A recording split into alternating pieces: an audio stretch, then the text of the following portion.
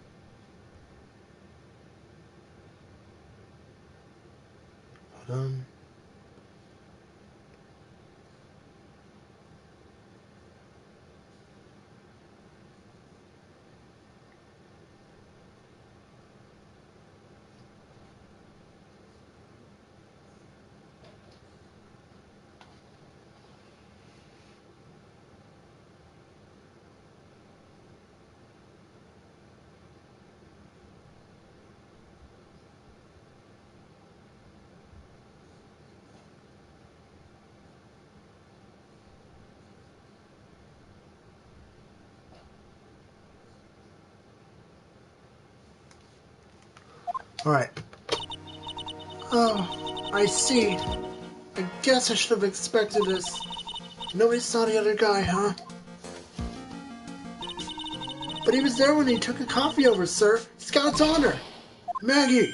Oh, it's Gumshoe. Ah! Detective Gumshoe! Are you doing alright? How are you feeling?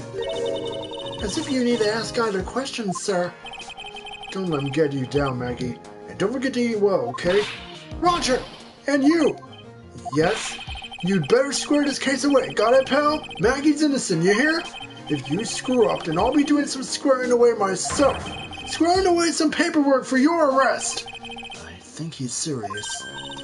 Hey, Detective! You're on our side for once, right? Yep. So you'll be able to help Maggie out, right? Really? Can you, sir? Of course. I've got the situation under control, pal.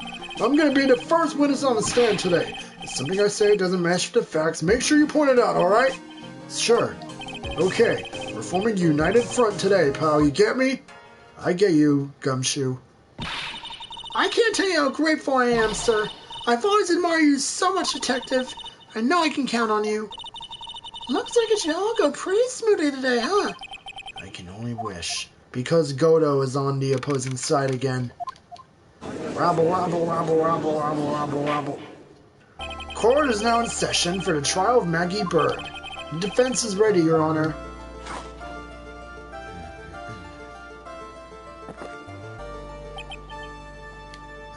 Bitter. Mr. Wright? Yes, Your Honor?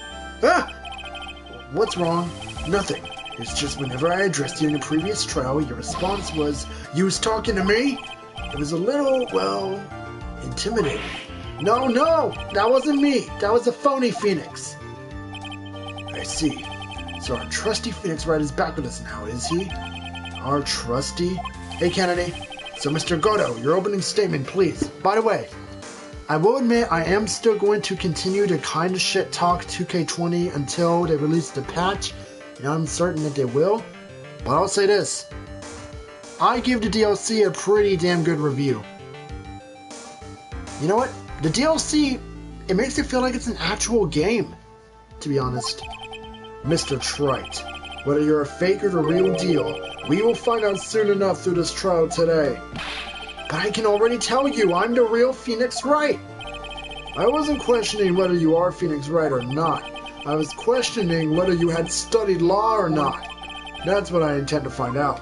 There's no denying it. Behind that mask is a man who really hates me for some reason or another. As everyone is aware, the court has already given its verdict on a case once. Therefore, I won't stand for irrelevant testimony during the retrial. Nor will I stand for a simple repetition of the evidence presented in the last trial. I'm not planning on repeating anything that phony me said. Trust me. I like SmackDown vs. Raw 2011. I've got 2010 and 2011. Now then, Mr. Goto, summon your first witness. Hey, pal. It's me, Gumshoe. Let's start with the formalities, shall we? Name and occupation. Witness! State your name for the court! Huh? Oh, sorry, sir. Name's Police Department Detective. Occupation, Dick Gumshoe. Gumshoe, you fucking moron! Other way around, Detective. Huh? Oh, sorry. Anyway, I'm the officer in charge of the case since yesterday, sir. Since yesterday? Yeah, the guy who was on the initial investigation is tied up with another case now. I hope Gumshoe's really got everything under control, for everyone's sake. I see. So, Detective Gumshoe, would you outline for the court the basic facts of the case?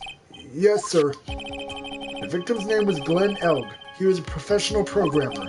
He was on the payroll of Blue Screens Incorporated, a local company.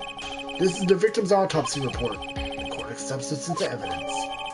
Died of potassium cyanide poisoning. Time of death between 1:30 and 2:30. And here are the floor plans of the restaurant. When the incident took place, the victim was sitting right here. The poisoned coffee was brought over to him by the waitress. The waitress being the accused? Yeah. The victim died from poisoning almost immediately after he took a sip of the coffee. At the time of the incident, there were 2 other people in the restaurant. Mr. Jean Armstrong, the owner and chef, and a regular by the name of Mr. Victor Kudo. It still seems to be a very straightforward case to me. Très bien, floor plans. Blueprints of the crime scene. X equals victim's seat.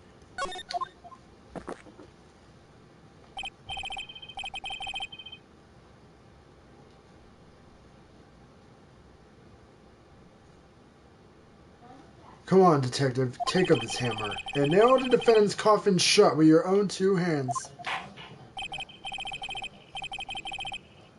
Now then, Detective Gumshoe, let's have your testimony. Yes, sir.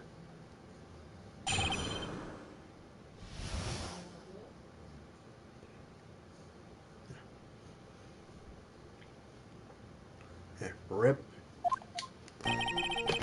When the incident took place, the victim was alone at the table, sir.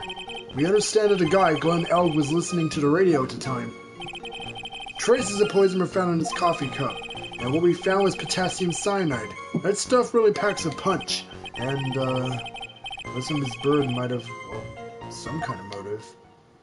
I don't buy it. Oh, using the dark aromatic dyes of coffee to conceal the poison. Classy lady. The facts of this case seem to be ironclad. Mr. Wright, I would ask you to begin your cross-examination, but... Yes? Please, no intimidation tricks this time around. Is that understood? I already told you that wasn't me! Fuck, Judge, you really don't believe. He was alone. Are we sure about that? Can I stop you for just a minute? Huh? What is it? Did I say something that contradicts the evidence? He's so desperate for that to be true, he's practically crying. Your testimony just now doesn't match the testimony given by Miss Bird. She claims that there is another man at the victim's table. Yeah, that's what she said. And what killer wouldn't say that when faced with a homicide conviction? Hey! Sadly, her testimony isn't supported by the owner or the other customer. Isn't that right, Detective Gumshoe? Yeah, it's true. Their 2 testimonies tie up on that. They both said there was no other guy at the table. What should I do? Should I press on this point a little harder or not? Well, maybe the other witnesses just missed him. Perhaps their view of the victim's table was obscured in some way. Ha! That argument is as weak as a coffee at Trebia and Trite. I have here in my possession a ticket. A ticket? Looks more like a photo to me. Yes, a one-way ticket to Guiltyville. Population of defendant. I like Otto. He's got the perfect snarky attitude. This is a photograph taken from near the entrance to the kitchen. This is a scene as witnessed by the chef moments after the poisoning took place, correct? I think the court will agree with such a clear view of the scene of the crime. How, Mr. Trite, could anyone have overlooked the second person at the table? Ah! It certainly seems to show the victim's table extremely clearly. A photo of the scene taken from near the kitchen. We understand that the guy Glenn Eohp was listening to the radio.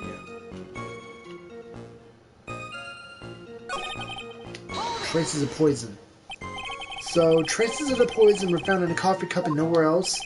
Not sure I get you, pal. Was the poison a liquid, or was it a powder? If I had to put it in layman's terms, I'd say it was a powdery substance. So the poison could have been in anything that was on the table. Sugar, salt, pepper. Heh. Do you put salt and pepper in your coffee, Trite? The victim took his coffee black with no sugar.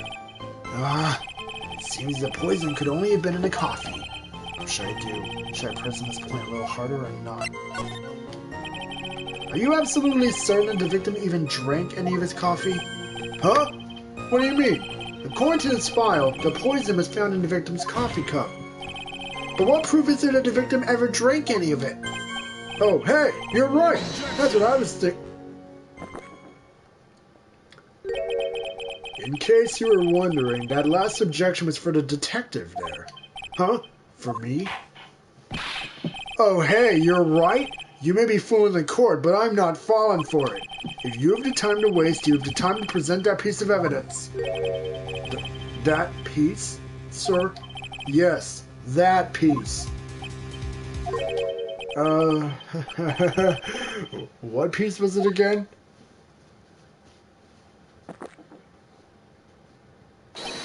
This! Should I be grateful this coffee's only hot enough to give me first-degree burns? Oh, now I remember. This is the, victim's coffee cup. Yes, the victim's cup. Take a good look at the rim. Oh, yes, it's unmistakable. There's clearly a coffee stain on it. Conclusive proof that the victim did drink the poisoned coffee that was in the cup. The victim gulped down the bitter death that a waitress brought to him. Like this! Ah! For the record, the only prints on the cup were the victim's and the defendant's. Covered in the victim and Maggie's fingerprints. Upon further investigation of the cup, we found a certain chemical substance. And what we found was potassium cyanide. Potassium cyanide? I've heard of that chemical before. Exactly how strong is the poison, Detective Gumshoe? It's, well, that stuff's lethal. Eat too much and your history. How much is too much? A lethal dose is 0.2 grams. That's about enough to finish anyone off. 0.2 grams? How much is that? You know when you swab your ears for earwax? Yeah, about that much. Earwax, huh? This is something Gumshoe's got an abundance of. Just a small quantity of poison could be concealed anywhere. And, Bones in his bird may have had some kind of motive. Some kind of a motive? Yeah, but if you ask me, it's been blown way out of proportion.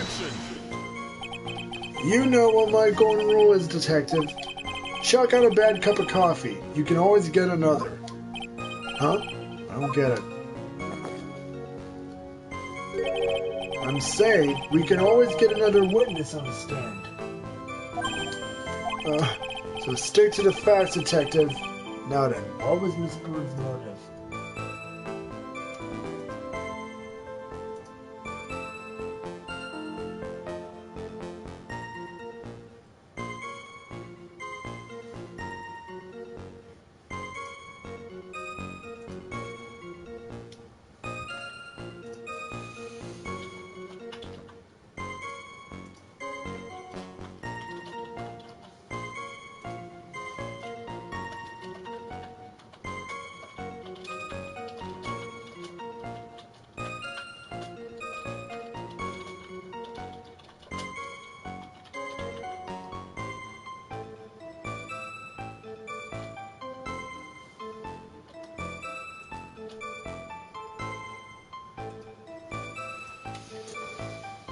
Stick to the facts, Detective.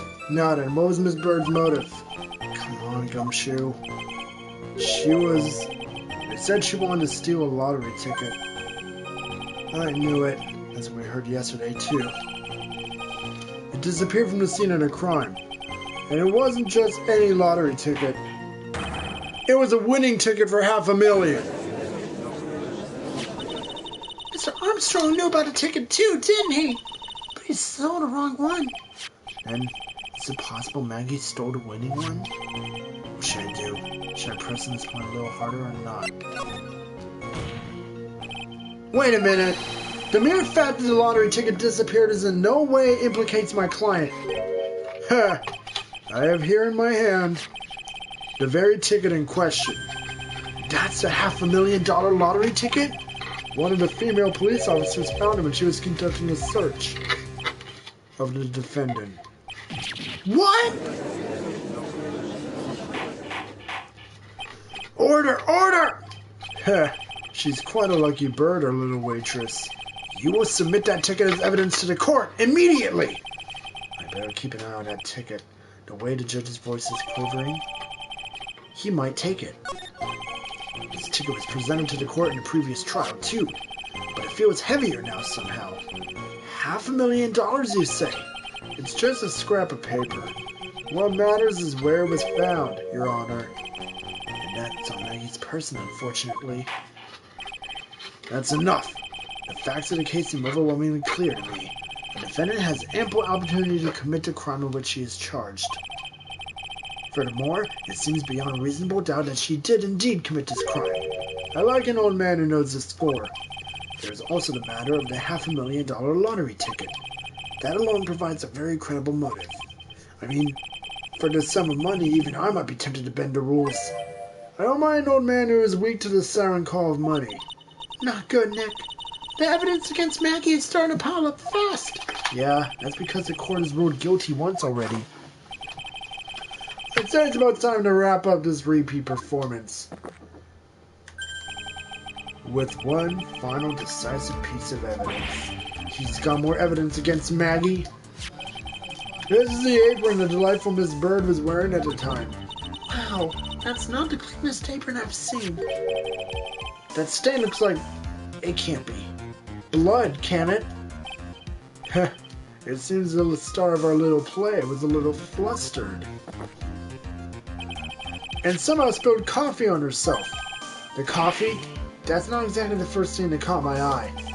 Of course, the coffee stain isn't the most interesting thing about this apron. No, there's something else that stands out even more. Something else? I presume you mean, of course, I'm referring to that pocket. The pocket? The search carried out right after the incident uncovered this. Potassium cyanide. The very poison used by the killer was in her apron pocket. A bottle of poison? In Maggie's pocket? Yeah, and Maggie's prints were the only ones on there. What? Order! Order! Order! The court will accept these items into evidence. There's something still bothering me, Mr. Goto. Why have you not explained the blood stain to the court? Blood stain? What blood stain would that be? Don't play games, prosecutor. The blood-colored stain that's smeared all over the apron. That's ridiculous. No one told me anything about a blood stain. You don't need to be told. Just look at it. Well, detective, could this stain really be blood? No way, sir. It's just ketchup, sir. Ketchup? She must have gotten some on her apron while talking some in their breakfast that day. You could have spoken up a little sooner, Detective Gumshoe. Pull a stunt like this again and all of you drink 17 cups of ketchup, witness. It's not everyone knew what it was already. I haven't seen anything yet to make me doubt the last ruling I made on this case. The motive, the opportunity, and the supporting evidence, they have all been clearly established. Well, Trite, it seems you really are a phony after all. Ugh, you really know how to drive a man nuts. Witness, please continue with your testimony. Describe for the court the crime scene and the findings of your investigation there.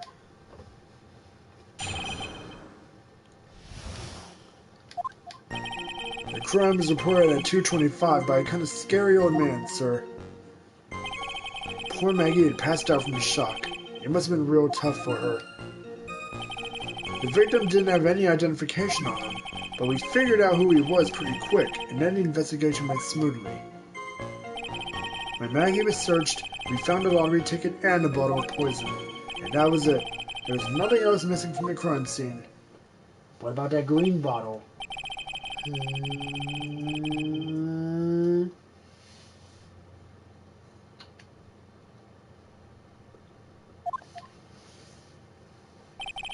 Last chance to convince the court you're a real lawyer, Trey. Don't count on any more cross-examinations after this one. So let the fun begin.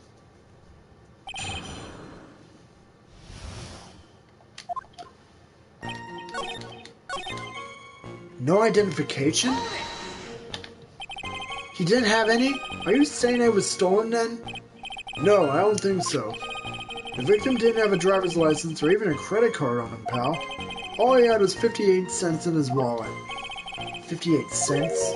Yeah, I can't believe I found someone with less in their wallet than me, pal. The victim sounds like he was a thoroughly miserable young man. Or some kind of outlaw. Why not give him a bit of an edge? I think I'm onto something here. Pretty smoothly. Wait a sec. Huh? Did I say something dumb again? Let me paraphrase what you just testified to this court. The victim didn't have any form of ID on him. It's basically what you said, yes? Yeah, basically. In that case, how are you able to identify the victim so quickly? Oh, that. He's so let down, he's got the whole sagging shoulders and puppy eyes thing going. There was a prescription bag on the victim's table along with the lottery ticket. It seems Mr. Glenn Ellis visited his doctor before he went to Trilogy. We got the victim's name from the medical records of the doc who prescribed the meds. That's a reliable enough source for the court. What should I do? Should I leave this alone or ask to hear more? Let's ask about the bag. So what sort of medicine was in the bag?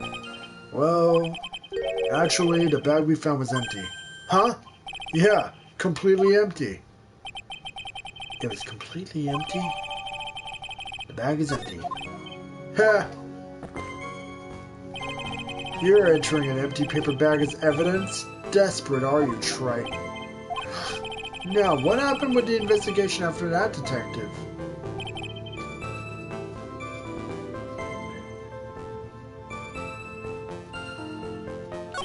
That was it. There's nothing else missing. But what about this? It wasn't there when I looked. Detective Gumshoe, I think I should point something out to you. There's just one small contradiction in your testimony. Oh, finally! I'm getting all anxious just waiting, so hurry up, will you? You testified that nothing else was missing from the crime scene. However, the prescription bag you mentioned was empty. Did the officers recover the medicine from the scene of the crime later? No. They didn't. I don't believe they did. The victim was given a prescription right before going to Trilogy. Where then did the medicine disappear to? You're too cool, pal!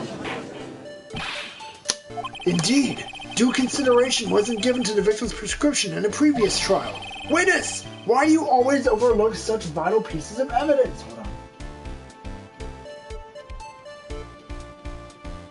Blackboard, hard copy, USB drive.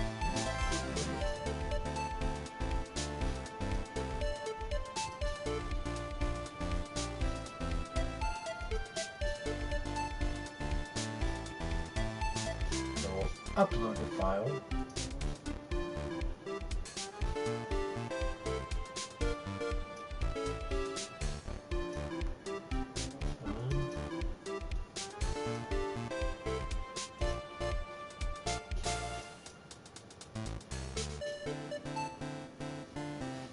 Alright.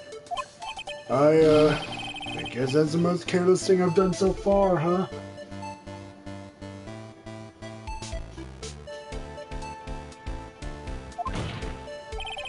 The victim was killed by poison.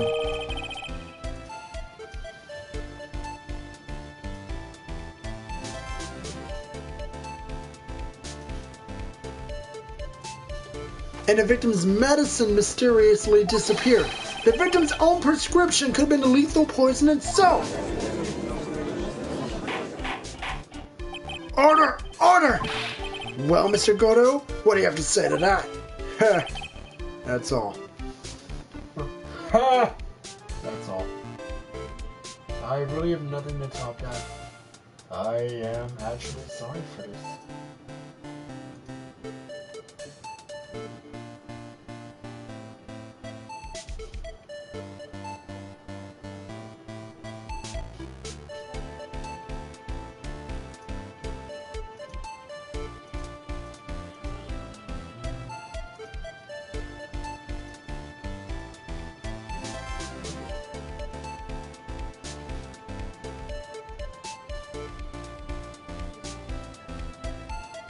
Midterm's a good 20 points.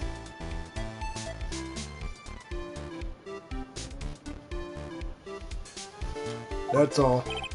What? Read for the court the name of the clinic and a prescription bag, if you will. What's the clinic's name got to do with anything? New Ear Otolaryngological Clinic. Otolaryngological? Just what kind of illness was the victim suffering from, Mr. Goto? Hardly an illness, Your Honor. More like a bitter war wound, you could say. A war wound? The day before the incident, Mr. Eohp found himself in a fight. He took a blow to the side of the head and ruptured his eardrum. He ruptured his eardrum? What on earth was the prescription he was given? It was a cream that was to be applied topically inside his ear canal, not to be ingested. What?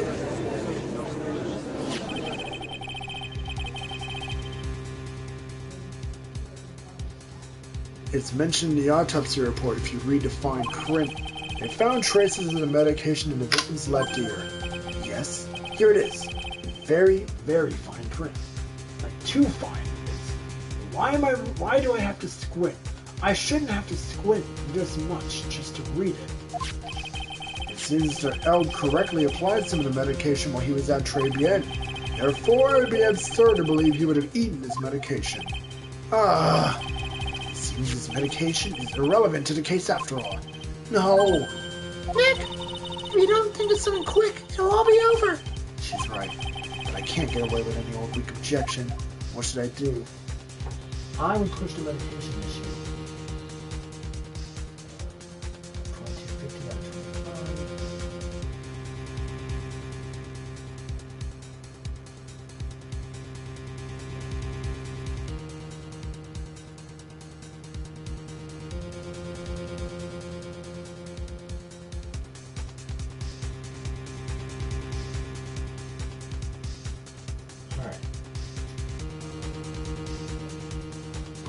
I would push the medication issue. Only moments ago, Mr. Goto made the following statement. It seems Mr. Eohp correctly applied some of his medication while he was at Très Bien. If that's the case, then why was the medication not found at the scene of the crime? But the medication in question was for topical use inside the ear canal. That doesn't change the fact that it could not be found at the crime scene. However insignificant it may seem, it's a lawyer's duty to pursue the truth. You know as well as I do that medication is irrelevant. It hardly seems likely a prescription drug would contain potassium cyanide. It hardly seems likely the coffee the waitress served would contain it either. But it did! The possibility is undeniable! That's enough. Mr. Goto, is the detective the only witness the prosecution wishes to call? Mr. Goto? I've got my own witness that I like to call, sir. It's the old man who was there in the restaurant on the day of the murder. Victor Kudo, the pigeon hater? Very well. The matter of the disappearing medication seems little more than trivial at best. However, it wasn't explored at all in a previous trial, and that is something that bothers me. good job, Nick. The court will adjourn for a 10-minute recess, after which we will hear the prosecution's next witness. I suppose this means I'll just have to finish you off in my last 6 cups. Court is adjourned for recess.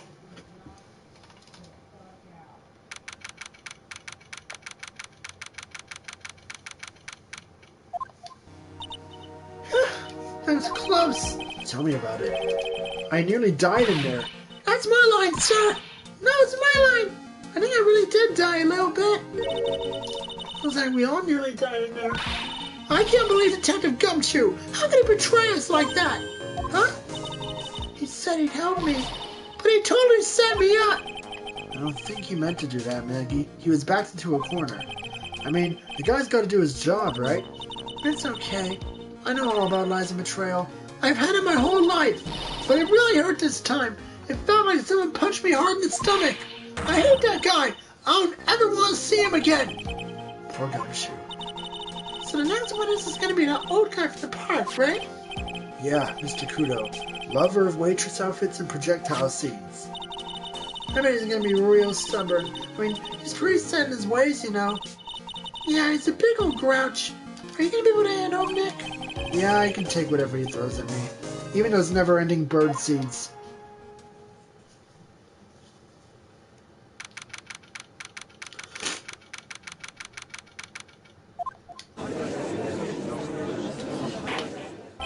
Court will now reconvene for the trial of Maggie Bird.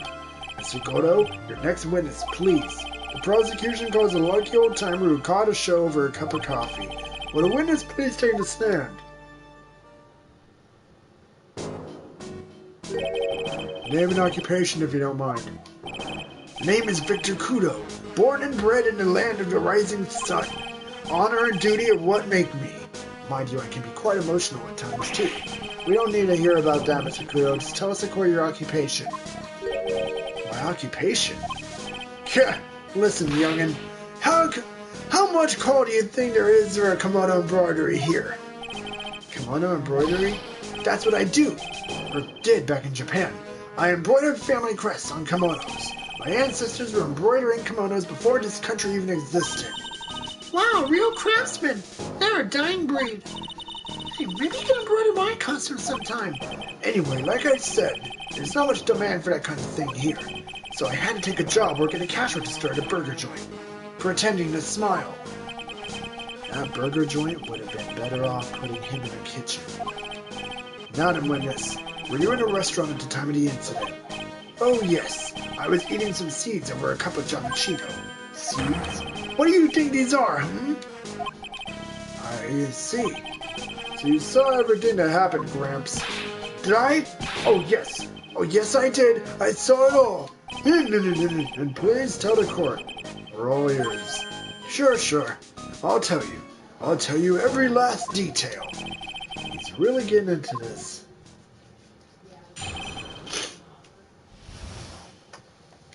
The young man was reading the sports paper. The serving girl brought him a Giamicino, but she put something in it. The man took one sip of it, looked like he was in a terrible pain, and then collapsed. That's the serving girl, right there in the defendant's chair. I remember her well. Mr. Kudo, she is not a serving girl. Please refer to her as a waitress. You're as bad as the rest of them. All these newfangled words. What's wrong with the old-fashioned ones, huh? Newfangled? All this talk of radios and glasses. It's wireless and spectacles, I tell you. Excuse me. Listen to me, everyone. Don't forget the old values. Don't let the good old days slip away. Well, I think it's time to begin a cross-examination, Mr. Wright. Yes, Your Honor. Oh, boy.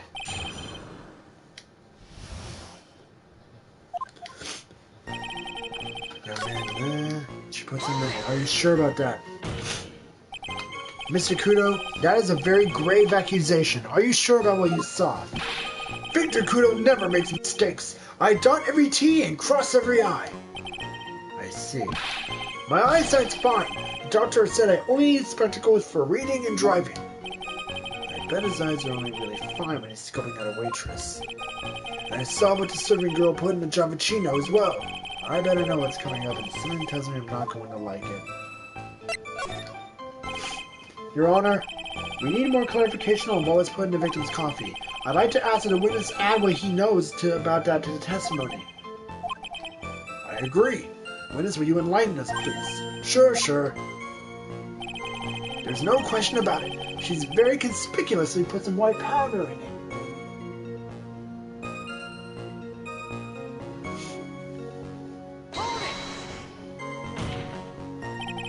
Did she really put that into the coffee? You doubt me, boy? She took some in a small brown bottle and sprinkled it in. Couldn't she have been adding sugar? Sugar? In a small brown bottle like that? Like that? Witness, can you please describe the bottle in more concrete terms? A bottle like this, perhaps. Oh, there it is! That's the one! That's a bottle of potassium cyanide, I presume. So what did the accused put into the coffee? I think it's clear, don't you? I remember her well. You said I remember her well in reference to the waitress. Does she have any particular features you can identify her by? Particular features? It's a disgrace, that's what it is. Sorry? You can see all the way up to her... You know, she's practically naked in that uniform. So the particular feature you recognize about the waitress is her outfit. But anyone can wear just such a uniform, even me. Mr. Wright, please spare the court. Mr. Wright, please spare the court of any further mental anguish from that image. Don't get all excited, Nick. You gotta keep yourself together. I guess I got a bit carried away. There are other things I recognize about her, too. He seems pretty sure of himself. What should I do? Sure, you saw a waitress take the coffee over to the victim. But what matters is whether that waitress is Maggie Bird or not. Quite right. Mr. Kudo, these other features that you recognize about the defendant, I'd ask you to add them to your testimony. Sure. There was a ribbon in her hair and her apron straps were loose. You seem to remember several details about her appearance. But what about the most crucial detail of all, her face? As if I wouldn't remember that. The witness noticed the straps on the accused apron. He's unlikely to make a mistake about her face. That's right. I can even tell you the color in the ribbon in her hair. It was red. So you see, there's nothing wrong with the witness's eyesight. There's no doubt he remembers the waitress pretty well. What should I do? I get to find her second coordinates somehow. Ask about her back. The identifying features you described are all things you would see from the back. So what? Is it possible that you never saw the waitress from the front at all? He's got you there, Gramps. People normally talk about facial features and they're asked to describe someone. But this witness's testimony is nothing but straps and ribbons. This is harassment. I tell you I'm not obsessed with straps or ribbons. I'm just telling you what I saw. Mr. Kudo, the court requests you add details about any identifying features. Features you observe from the front, that is, to your testimony. Sure. This old man's testimony is getting longer and longer. And if I can't find a hole in it soon, it'll get even longer, I bet. There wasn't any interest that caught my eye when I saw her front.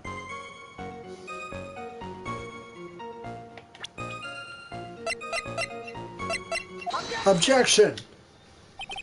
Mr. Kudo, I'd like you to please take a look at this. That folksy thing was suit filth like you just perfectly. Actually reminds me of what my grandson looks like just after he's done eating. Have you ever seen this before? Of course I haven't. Do you think I'd forget something as dirty as that? Well, you half-witted clod.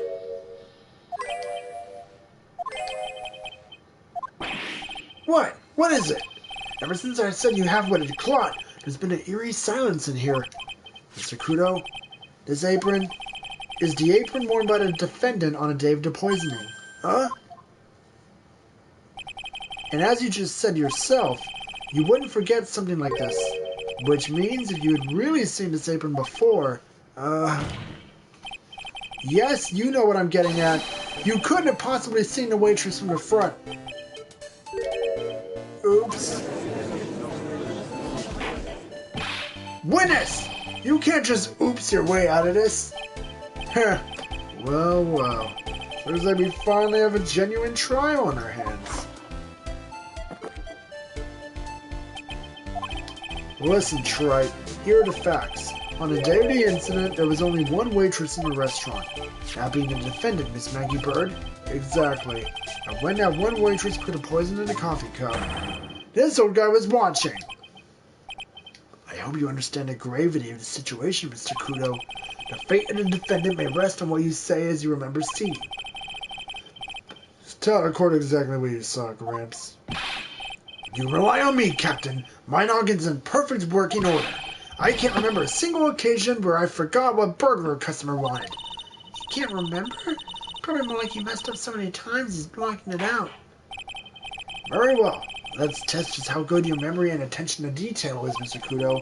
Tell us what you remember about the victim.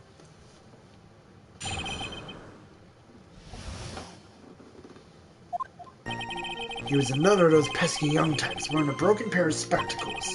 He had a newspaper in his right hand and a noisy brat kept rustling its pages. The young man was listening to the wireless. I remember that well. And the serving girl in question brought over the Javachino. The little fidget picked up the cup with his free hand and took a sip. The testimony we have just heard is how to test how credible the witness's memory is. It seems to me that he remembers the victim in a great deal of detail. Oh yes, I hate those you-know-what types who are so vague about everything. How are we going to handle this, Nick? We only need to do one thing. We just need to prove that the old man's memory is shot. Just trip him up, you mean? Is that kind of cruel? I suppose, but it's what I do best.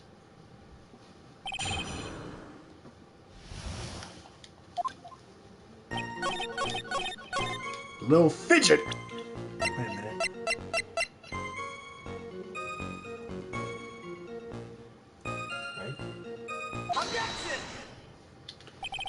Mr. Kudo, do you remember what you were told at the start of the testimony? That this was a way of testing the credibility of your memory? I know. There's nothing wrong with my memory, I tell you. Nothing. If I got anything wrong, I'll eat those seeds and sing the pigeon song. Care to tell us where this is going, Trite? According to Mr. Kudo, the victim was holding the paper in his right hand, while drinking coffee with his free hand, which would make that his left. Kah! What is this, kindergarten? But I'd like the court to please take a look at this. That's the cup the victim used, correct? Yes, and on the rim, notice the mark left by the victim's lips. Yes, there's a stain left by the coffee.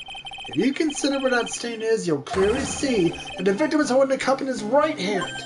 But how? Well, Mr. Kudo, the court is waiting for your epic performance. You said you'd eat those seeds and sing the pigeon song. Ah! Mr. Kudo, I'm afraid this is simply not acceptable. I think the witness had better go back to the park where he came from. Wait! If you think I'm going to stand here and listen to you tell me I'm mad, you're wrong. I don't care about the dirty coffee cup. I know what I saw. You still insist on your testimony. That young brat was holding the cup in his left hand. Oh yes, no question. I'm a good law-abiding citizen, I am. It's that dead young hopper and you spiky-haired yahoo who are at fault. Who, me? Thank you, old man. We heard quite enough from you already. Don't call me old man, old man. Been around for 68 years I have. You can't ignore me. Listen to what I've got to say! I'm sorry, Mr. Kudo, but sure, why not hear a little more? Mr. Kudo!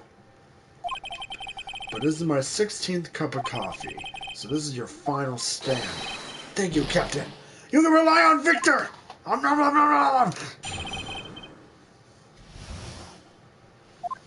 The boy was wearing the earpiece on the same side as the green lens of his specs.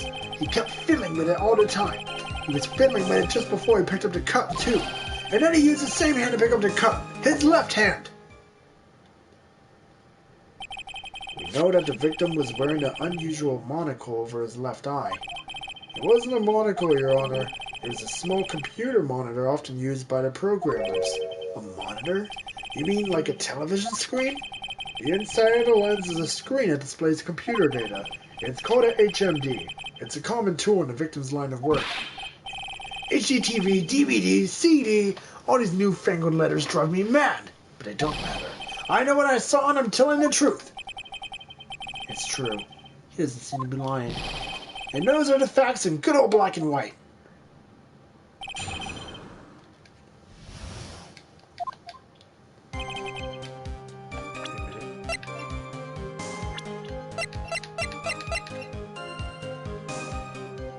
One HMD over the...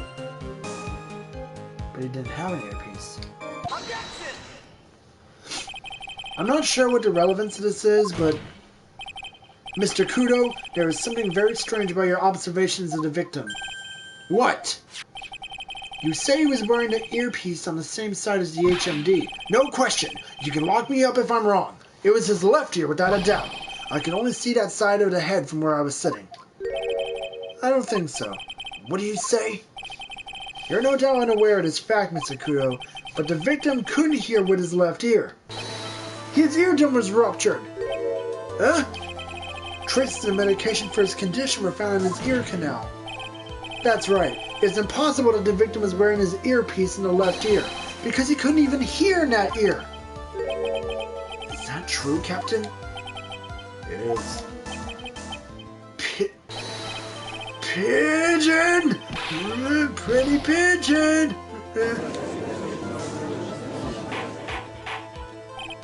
Order! Order! Order! His witness's testimony is completely unreliable. He only saw the waitress from behind. And he claims that the victim was wearing an earpiece where we know his eardrum was ruptured. Well, Mr. Godo? A single drop of milk is all it takes to destroy the pure black magic in the cup. The sword band is my drop of milk. Captain, are you calling me a drip? This is the victim's coffee cup in which a potassium cyanide was found. The mark on the rim clearly shows the victim picked it up with his right hand. I'll never back down. I know I'm right. The lad drank his Javachino with his left hand. Let me pull you out of your misery. Clearly the victim used both hands. He took a sip of the cup held in his right and then switched to his left. That's what the old man saw. Impossible. The witnesses have already testified on numerous occasions that the victim died immediately after taking just one sip of coffee. Which hand the victim used to pick up his cup is irrelevant, Your Honor. The facts still stand. The one end or the other, Mr. Elk drank the poisoned coffee. Like this. Sadly, Mr. Godo, that doesn't wash. The point of this testimony was to establish whether the witness's memory is credible. And the results are clear. The testimony given by the witness is useless.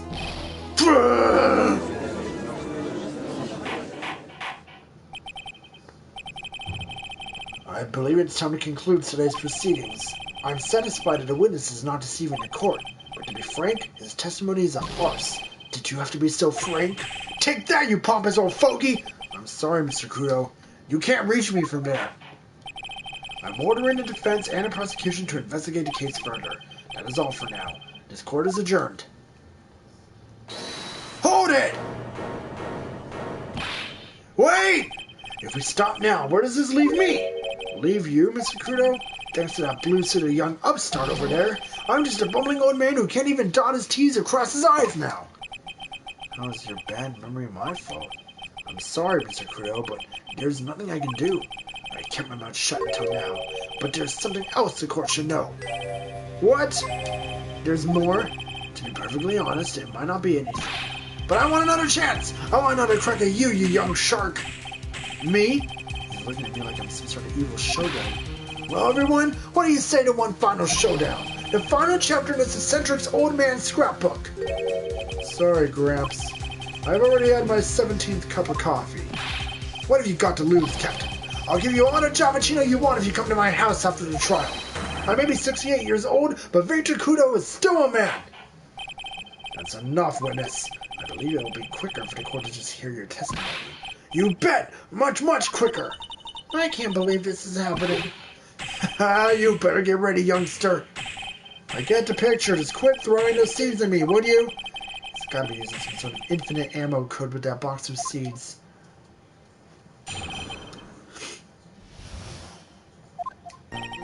First of all, I want to stress that this might be nothing. I'm not too sure of it myself.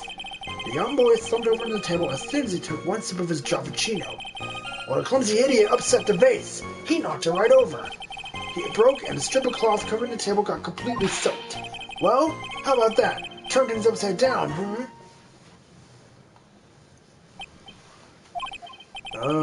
Is that all?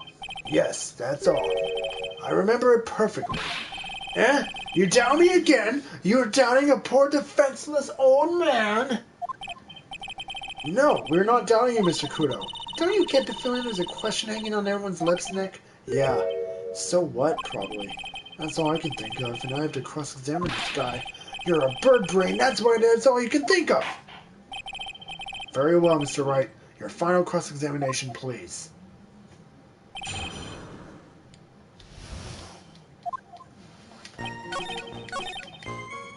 Hold on.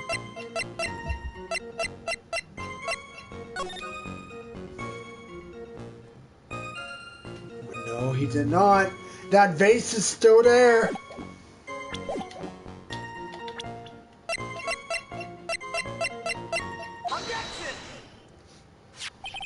Mr. Kudo, this is a photograph of the crime scene. So what? Look carefully at the table. The vase is there, intact. Huh? Lost your tongue, Granddad? I'm no granddad of yours, Hopscotch! Ow! Ow! Enough!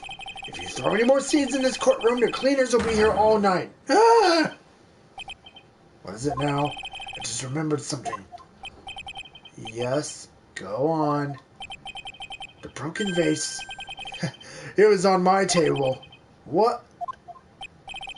Well, you see, it startled me when that young lad collapsed, so I stood up. That must have been when it fell over. The vase on my table, I mean. The vase on your table? Yes, it was on my table. And that's how my groin came to be completely soaked.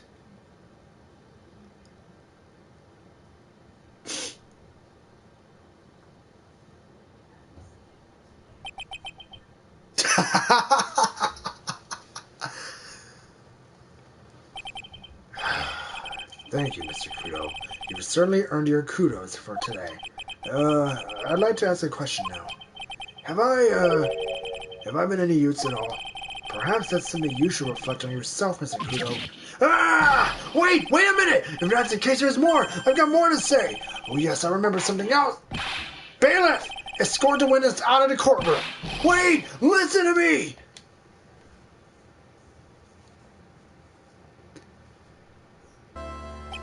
Well, we seem to have been considerably sidetracked, and I am still not in position to deliver a verdict. The defendant has not been positively identified as the waitress in question. Additionally, there are two disparities in the testimony we've heard thus far. The mark on a coffee cup that the victim supposedly drank from in his left hand, and the earpiece, which was inserted into his left ear, out of which he couldn't hear. Wow, Nick! You did it! I therefore require both the defense and the prosecution to further investigate the facts. Yes, Your Honor. There is one more thing before I call today's session to an end. One more thing, Your Honor. The witness we just heard from, he is most insistent as testimony should be of use. So he summarized it according to this statement. Okay. You may each have a copy of it if you wish. Whatever. The prosecution doesn't need props like that. Kudo's really mad, huh? Yeah, I'd be too. Very well. Here you are, Mr. Wright. There are 3 copies. My own, yourself, and Mr. Godo's. Yes, Your Honor. When the incident occurred, I broke the vase in my seat. I'm sorry. I'm sorry? This isn't a piece of testimony. More like a 5-year-old's apology. What the heck am I supposed to do with 3 copies? That is all. The court is adjourned.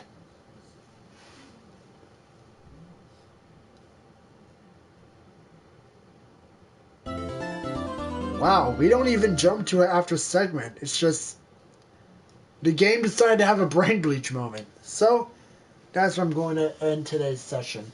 Sky/Mike signing off. Adventure to a Casino. Don't deal with the devil. If I don't see you on Halloween night, I'll see you at the start of Day of the Dead.